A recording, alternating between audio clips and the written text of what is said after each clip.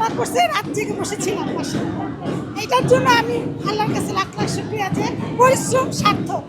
আমার কল্পনা বাইরে যে 90 ঘরে থাকবে আমি আমার বিশ্বাস হয়েছিল না, বারবার রেজাল্ট দেখছিলাম আমি। ওরা 9 মাস পরে কিন্তু পরীক্ষাটা দিয়েছে, তারপরেও যেটা করেছে ভালো করেছে, আলহামদুলিল্লাহ অনেক ভালো করেছে। তো থেকে মোটামুটি ওভারঅল ছাত্রী ছিল, বড় হওয়ার পরে টেক কেয়ারটা বাড়াই দেওয়ার পরে ও রেজাল্ট মোটামুটি ভালোই করে। আর আমাদের একটা আশা ছিল যে ও ভালো করবে, ও টেস্ট টেস্টে ওর জিপিএ ছিল, তো আমরা একটু আশাবাদী ছিলাম, কিন্তু একটু টেনশনও ছিলাম। আর অবদান বলতে কি, আমার ক্রেডিট আছে, ওর বাবার আছে, টিচারদের আছে, এবং ওর পরিশ্রম সবচেয়ে বড় কথা। ও পরিশ্রম করছে এবং আমি টেক কেয়ার করেছি, এটা আমি অস্বীকার করবো না।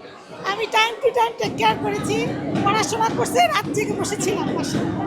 এইটার জন্য আমি আল্লাহর কাছে লাখ লাখ শুকরিয়া যে পরিশ্রম সার্থক। এইচএসসি রেজাল্টে ডিপেন্ড হবে যে সে কোন জায়গায় যাবে, সে ইঞ্জিনিয়ারিংয়ে যাবে না ডাক্তারি লাইনে যাবে না কোন লাইনে যাবে, সেটা HSC। ওরা 8 মাস থেকে 9 মাস সময় পাচ্ছে, তো সেই পড়াতে ওরা আলহামদুলিল্লাহ অনেক ভালো। এই কারণে অনেক বাচ্চা পিছিয়ে পড়ছে। এই যে এতবার চেঞ্জ, এই চেঞ্জটার কারণে বাচ্চারা পড়াশোনায় লাগাইতে পারে না। আমার কল্পনা বাইরে যে 90 ঘরে থাকবে আমি আমার বিশ্বাস হয়েছিল না, বারবার রেজাল্ট দেখছিলাম আমি। লোডশেডিং কিংবা ঘরের বাইরের তীব্র গরমে ওয়ালটন রিচার্জেবল ফ্যান থাকলে থাকবে শুধু বাতাস আর বাতাস। মানে আমার মেয়ে স্কুলে একা আসছে, একা গেছে, আমি 2 বছর অসুস্থ ছিলাম। স্কুলে টিচাররা পড়াইছে, বাসায় একা পড়ছে, বাসায় কোনো টিচার ছিল না। ওই একা পড়া যে এত ভালো রেজাল্ট করবে আমার কল্পনার বাইরে। ওর নিজের চেষ্টা। আমি বলছি দিবে পাওয়া লাগবে না, তুমি আগে নিজের জীবন, তারপর তোমার পড়ালেখা। আমি তোমার আগে নিজের জীবন চাই, তারপরে ওই ঘুমায় দিবে পাই। মানে বলে আম্মু আমি ভালো পরীক্ষা দিছি, আমার বিশ্বাস হচ্ছিল না।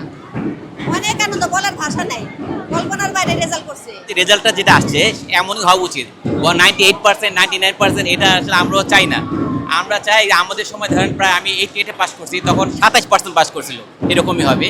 কিন্তু ওই রকম আস্তে আস্তে দিনটা ডাউনগ্রেডে যাচ্ছিল আর কি। এখন যে রেজাল্ট আসছে এটা আসলে আমরা সন্তুষ্ট। আর যারা আসলে লেখাপড়া করে ভালোভাবে প্রথম থেকে শেষ পর্যন্ত, ওরা আসলে ভালো রেজাল্ট করে। আমার 2 মেয়ে জমজ, ওরা দুজনই জিপিএ 5 পাইছে, প্রতিটাতে A+ পাইছে।